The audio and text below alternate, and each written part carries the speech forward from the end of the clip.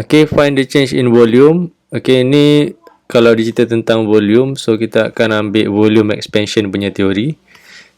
Okay, V dengan V naught. Find the volume of aluminum sphere with initial radius 10 cm when the sphere is heated from 0 degree to 100 degree. So kat sini ada satu problem, dia suruh kita kira volume yang baru, tapi dia bagi linear punya expansion.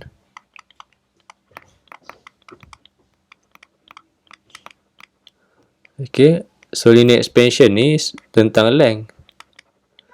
So sebenarnya kita kena guna coefficient yang dia bagi ni. Kalau dia bagi length, so kita kena kira length yang baru dulu.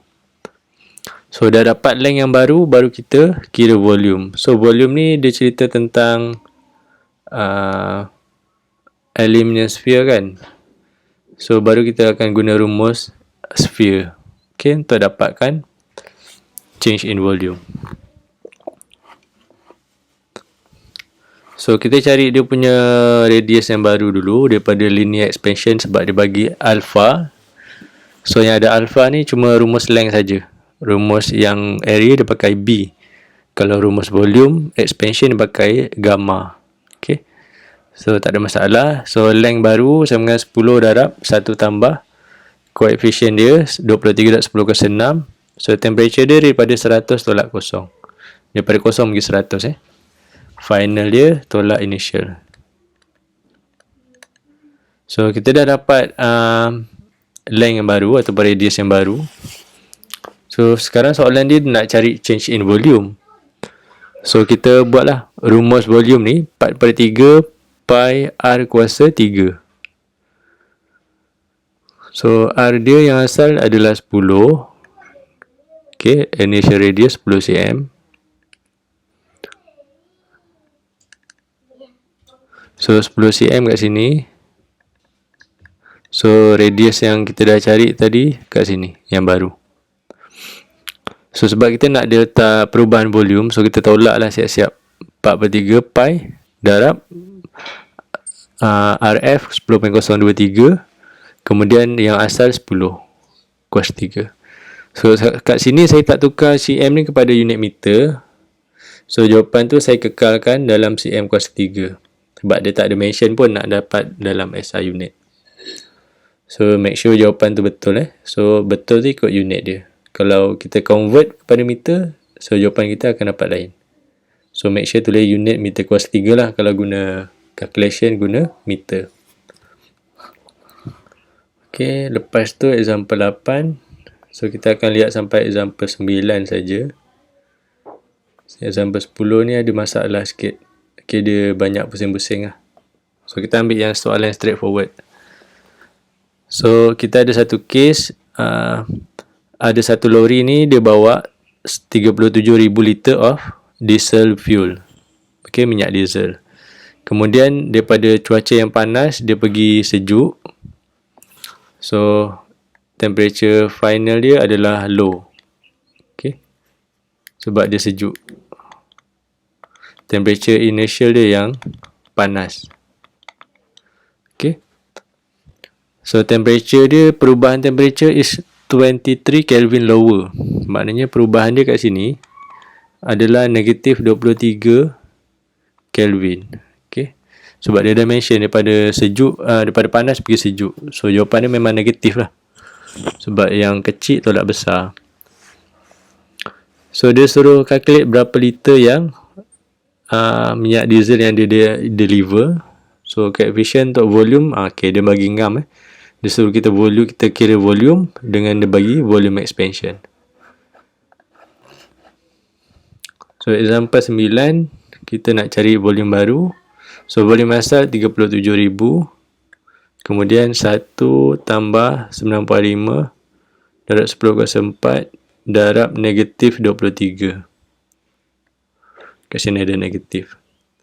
So kalau kita tak ada letak negatif, kita akan nampak lah volume objek tu, volume of diesel tu akan jadi tinggi. Sepatutnya nilai dia jadi kecil. Okay, sebab dia sejuk. So kita punya jawapan dia 35,769.8 liter. Okay, so logik lah sebab daripada hot pergi cold. So dia punya volume should be daripada high, kita akan dapat volume yang low. Okay, so betul jawapan ni. So sekarang kita nak tengok soalan final exam. Jadi soalan final exam ni kita dah buat semua soalan. So sekarang kita nak tengok soalan yang last lah. Okay, mengenai bab 7. So yang pertama dia buat unit conversion. Okay, negatif 50 kepada Fahrenheit kepada Celsius. Okay, setiap soalan ni ada 2 markah, iaitu 2 darab 5, 10. Soalan B tentang heat transfer daripada mass of aluminium, kemudian dia pergi mass of copper. Kemudian soalan C ni adalah soalan tentang linear expansion ataupun thermal expansion untuk length. Okay, so kita nampak lah length, kemudian alpha kan dia bagi rod length dengan rod length. Okay, so untuk soalan 7 tu saya bagi jawapan dulu, so nanti boleh double check. So hati-hati dengan soalan Celsius dengan Fahrenheit ni.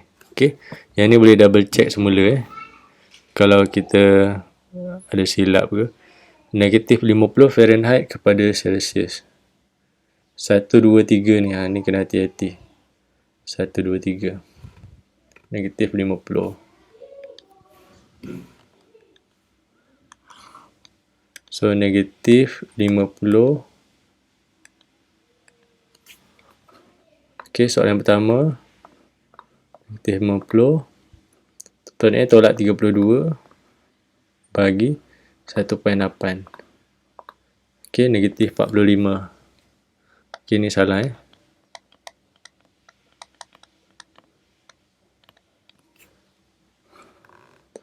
Okay, soalan 2, 130 degree Celsius kepada Fahrenheit. So, 130 darab 1.8 tambah 32. 266. So, ni betul kan? 266 Fahrenheit. Dan soalan ketiga, negatif 293. Okay. Okay, so kita darab 1.8. So, kita tambah dengan 32. Negatif 495.4.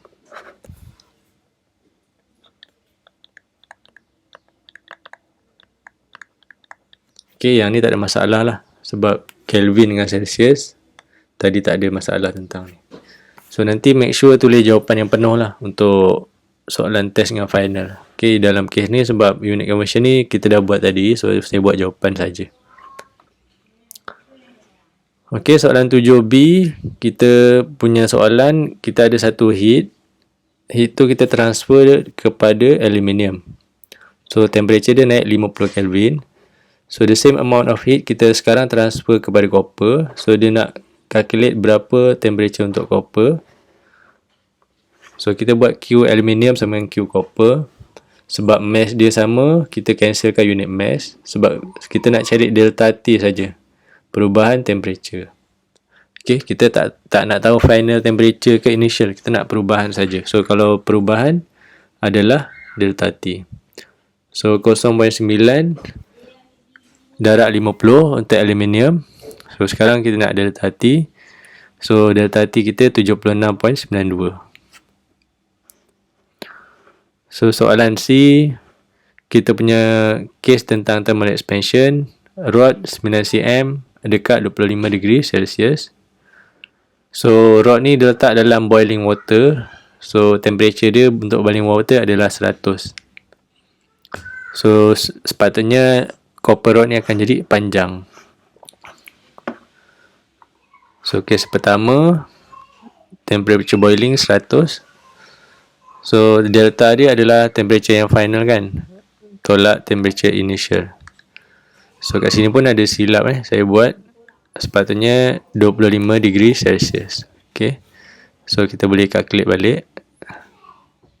So, 100 tolak 25. Okay, so jawapan ni kena betulkan.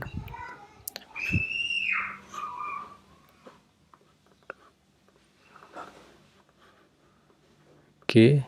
Kemudian darab 17 bahagi dengan 1 million. Kemudian tambah 1 darab 9. 9.011. Okey.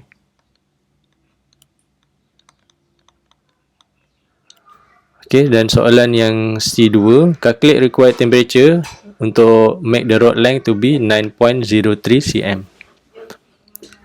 So 9.03 cm dia punya length yang baru. So sekarang kita nak cari final temperature. So kat sini pun ada silap Sepatutnya initial dia 25 degree Celsius. Okey. So jawapan ni sepatutnya TF tolak 25 degree Celsius dengan 196. So TF kita adalah 196 campur 25. 221. Okey, setakat itu saja untuk bab 7. So dia ringkas saja, cuma ada banyak calculation. So make sure kita ingatlah kegunaan formula yang kita akan dapat nanti dalam soalan. Okey, sekian.